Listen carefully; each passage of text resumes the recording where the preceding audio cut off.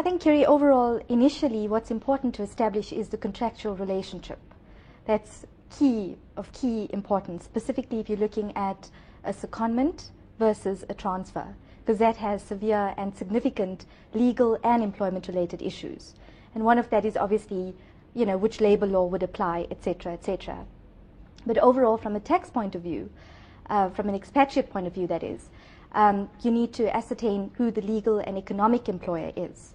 So really, the start of the contract and the obligations between the employer and the employee would actually give good focus on who the legal employer is and the economic employer in most instances. So I think in a nutshell, to start off with, actually the contractual arrangement will give substance and basis to what the actual employment relationship is all about. Right. Okay. And then moving on from there, we look at, obviously, one of the significant implications is the tax obligations of the respective entities. I wanted to ask you, are companies aware generally of their tax obligations and their exposure areas? Well, generally, there is a bit of a inconsistency, in terms of the tax treatment, because often you find multinationals sending individuals into South Africa often think, you can rely on the double tax agreements, but that's not correctly so. So these double tax agreements don't offer any relief? They do offer certain relief, but we see more and more with the revision of the Organization of Economic Cooperation and Development, what's happening is that more and more double tax agreements are being ignored. Okay. It's not best practice, but generally you find that they become ignored. For instance, you look at India, looking at the Mauritius double tax agreement, they don't really ratify that. If you look at South Africa and you look at the United Kingdom, you normally look at a period of time where the individual is in the other country, for instance in the UK.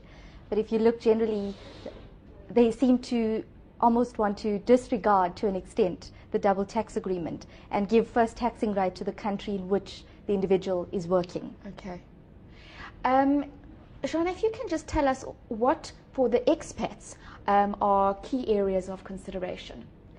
I think if you look certainly at an individual leaving from South Africa going abroad, one of the topical issues is obviously the pension accumulation and what happens to the pension funds if they are deciding to leave, to go abroad, and hopefully sometimes they do even decide to localize on the other side, that's in the host country. So, there's a whole big issue around what happens with the pension fund accumulations, which country has taxing rights, etc. One of the other issues, obviously, is the dual taxation, dual tax residence component, where an individual could be resident in South Africa and he could very well trigger residence in another country. Of course. Okay. And there again, you have to look at things like, for instance, a pension build-up, where is that going to be taxable? Primary residence, where is that going to be taxable, etc. So it gets quite complicated. Certainly, from an individual point of view and from a corporate point of view. And corporates definitely have to do their homework and get their ducks in a row before they start embarking on these assignments. Correct. Thank you, Shohana. That's it for now. We continue this discussion next week, so until then, goodbye.